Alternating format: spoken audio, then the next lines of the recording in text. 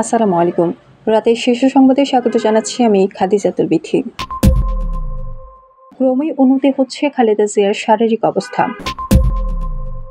আমরা নির্বাচনের ট্রেনে উঠে গেছি, চলতি সপ্তাহে তফসিল সিসি। দুর্নীতির লাগাম টেনে ধরা বিএনপির পক্ষে সম্ভব, তারেক রহমান। পোস্টাল ব্যালটে থাকছে না নৌকাসহ 4 প্রতীক। সাবেক স্বরাষ্ট্রমন্ত্রী আসাদুজ্জামানের 4 কোটি টাকার সম্পদ ক্রোক।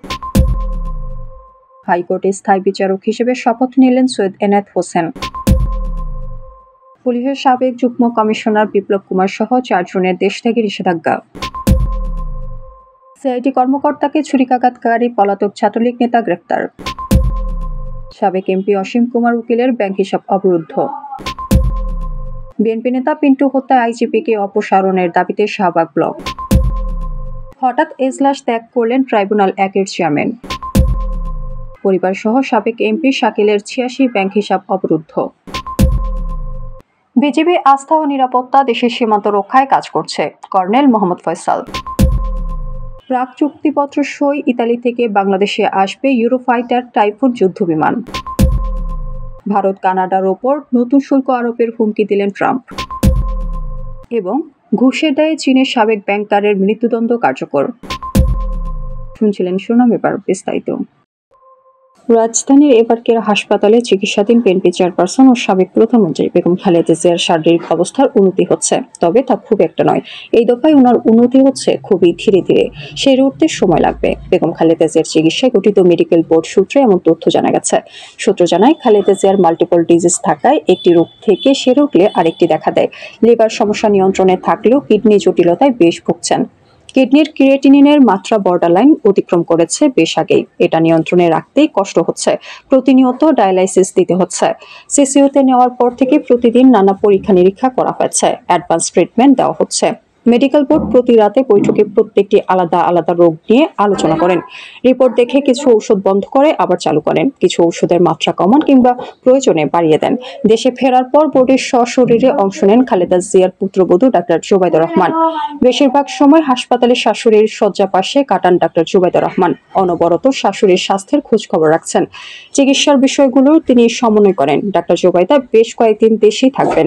হৃদরোগ বিশেষজ্ঞ অধ্যাপক শাহাবুদ্দিন তালুকদারের নেতৃত্বে এবারকের হাসপাতালে 1 ডজন চিকিৎসক, যুক্তরাজ্য, যুক্তরাষ্ট্র ও চীনের বিশেষজ্ঞ চিকিৎসকদের সমন্বয়ে একটি মেডিকেল বোর্ড বেগম খালেদা জিয়ার চিকিৎসার তদারকি করছে।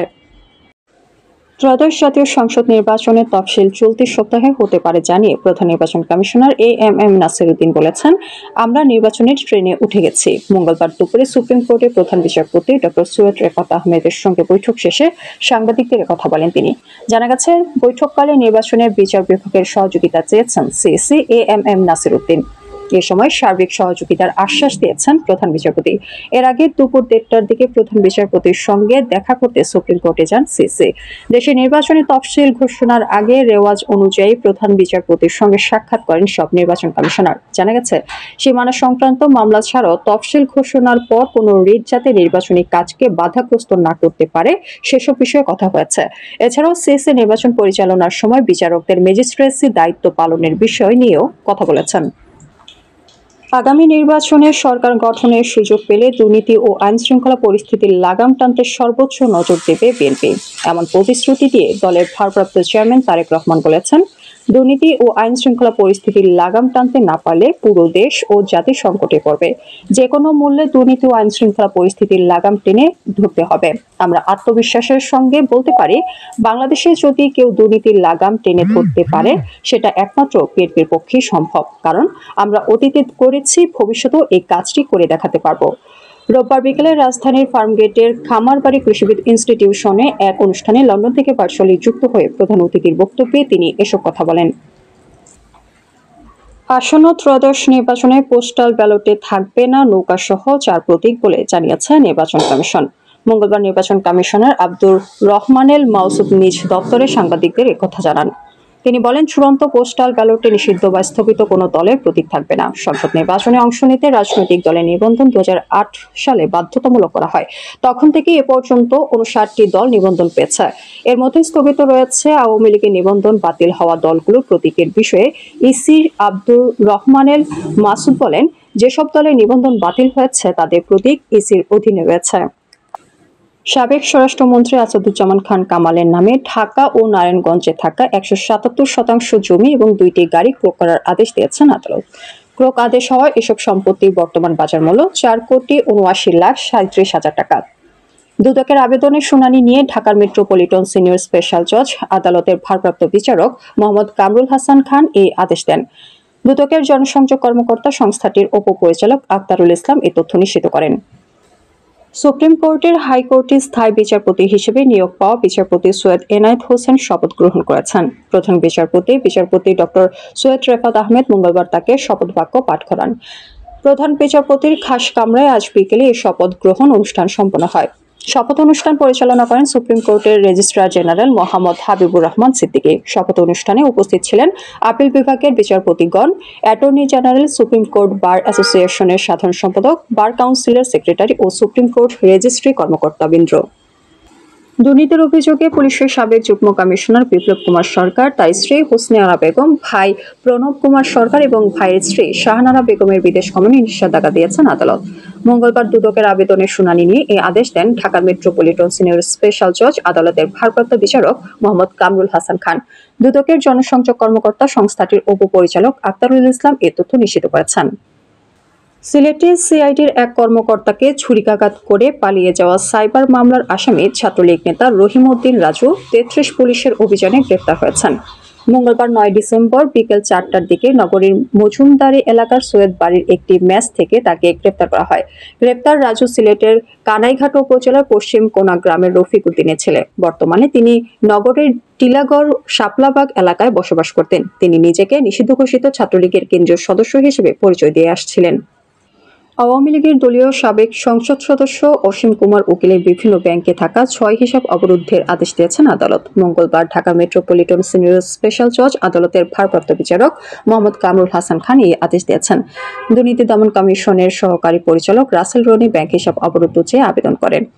আবেদনে বলা হয়, অসীম কুমার উকিলের দাখিল করা সম্পদ বিবরণী যাচাই অনুসন্ধানের দিন রয়েছে। অনুসন্ধানকালে অসীম কুমার উকিলের নামে এসব ব্যাংক হিসাবের তথ্য পাওয়া যায়। অনুসন্ধানকালে জানা যায়, অসীম কুমার উকিলের নামীয় ব্যাংক হিসাব সমূহ থেকে অর্থ অন্যত্র হস্তান্তর বা বেহাত করার চেষ্টা করেছেন। এসব সম্পদ স্থানান্তর বা বেহাত হয়ে গেলে পরবর্তীতে তা উদ্ধারকরণ দুরূহ হয়ে পড়বে। এমত অবস্থায় এসব ব্যাংক হিসাব সমূহ অবিলম্বে অবরুদ্ধ করা আবশ্যক। পুলিশের মহাপরিদর্শক বাহারুল আলমকে অপসারণ এবং শাস্তির দাবিতে রাজধানীর শাহবাগ মোড় অবরোধ করেছে শহীদ পিন্টু স্মৃতি সংসদ। বিকেলে 3টার দিকে সড়ক অবরোধ করা হয়। এ সময় ওয়ারী, গেন্ডারিয়া, পুরান ঢাকা সহ বিভিন্ন এলাকার সহস্রাধিক মানুষ সেখানে জড়ো হয়। অবরোধের কারণে শাহবাগে যান চলাচল সম্পূর্ণ বন্ধ রয়েছে। শহীদ পিন্টু স্মৃতি সংসদের সভাপতি রফিক আহমেদ ডলার বলেন, শহীদ পিন্টু হত্যা বিচারের দাবিতে আমরা শাহবাগ অবরোধ করেছি। আমরা এই হত্যাকাণ্ডের বিচার চাই। আমরা চাই দ্রুত আইজিপিকে তার পদ থেকে অপসারণ করতে হবে। তার বিষয়ে সরকার যেন প্রয়োজনীয় পদক্ষেপ নেয়। শারীরিক অসুস্থতা অনুভব করায় আন্তর্জাতিক অপরাধ ট্রাইব্যুনাল 1-এর চেয়ারম্যান বিচারপতি মোহাম্মদ গোলাম মর্তুজা মজুমদার হঠাৎ এজলাস ত্যাগ করেছেন। মঙ্গলবার দুপুর 12টার দিকে চলমান বিচারিক কার্যক্রমের মাঝেই তিনি এজলাস ত্যাগ করেন। পরে ট্রাইব্যুনাল থেকে জানানো হয়, হঠাৎ অসুস্থতা অনুভব করায় বিচারককে বিশ্রামে নেওয়া হয়। তাই পরবর্তী কার্যক্রমের বিষয়ে পরে সিদ্ধান্ত জানানো হবে। এদিকে আওয়ামী লীগের দীর্ঘ শাসনামলে জেআইসি সেল বা আয়না ঘরে গুম নির্যাতনের ঘটনায় মানবতাবিরোধী অপরাধের মামলায় শেখ হাসিনা ও 3 সেনা কর্মকর্তা সহ 13 জনের মামলায় শুনানি শুরু করেছেন আসামির পক্ষের আইনজীবীরা। সাবেক সংসদ সদস্য তানভীর শাকিল জয়, তার স্ত্রী সাবরিনা সুলতানা চৌধুরী, মা লায়লা আরজুমান্দ, ভাই তমাল মনসুর ও তার স্বার্থ সংশ্লিষ্ট স্বাস্থ্যমন্ত্রী মোহাম্মদ নাসিমের একান্ত সচিব মীর মোশাররফ হোসেনের নামে থাকা 86টি ব্যাংক হিসাব অবরুদ্ধের আদেশ দিয়েছেন আদালত। এসব ব্যাংক হিসাবে বর্তমানে 17,76,00,000 টাকা স্থিতি রয়েছে বলে আবেদনের তদন্তকারী কর্মকর্তা দুদকের উপপরিচালক আফরোজা হক খান। মঙ্গলবার ঢাকা মহানগর জ্যেষ্ঠ বিশেষ জজ আদালতের অবকাশকালীন বিচারক মোহাম্মদ আবদুল্লাহ আল মামুন দুদকের আবেদনের পরিপ্রেক্ষিতে এই আদেশ দেন। বাংলাদেশ বিমান বাহিনীর সঙ্গে ইতালির মহাকাশ প্রতিরক্ষা ও নিরাপত্তা বিষয়ক কোম্পানি লিওনার্দো এসপি এর লেটার অফ ইন্টেন্ট বা প্রাক চুক্তিপত্র স্বাক্ষরিত হয়েছে। মঙ্গলবার 9 ডিসেম্বর বিমান বাহিনী সদর দপ্তরে বিমান বাহিনী প্রধান air chief marshal Hasan Mahmud Khan এবং বাংলাদেশে নিযুক্ত ইতালীয় রাষ্ট্রদূত অ্যান্তোনিও আলেসান্দ্রোর উপস্থিতিতে এই এলওআই স্বাক্ষরিত হয়। আন্তঃবাহিনী জনসংযোগ পরিদপ্তর এক প্রেস বিজ্ঞপ্তিতে এ তথ্য জানিয়েছে। অনুষ্ঠানে বাংলাদেশ সশস্ত্র বাহিনী বিভাগের প্রিন্সিপাল স্টাফ অফিসার এবং ইতালির সংশ্লিষ্ট প্রতিনিধিরা উপস্থিত ছিলেন।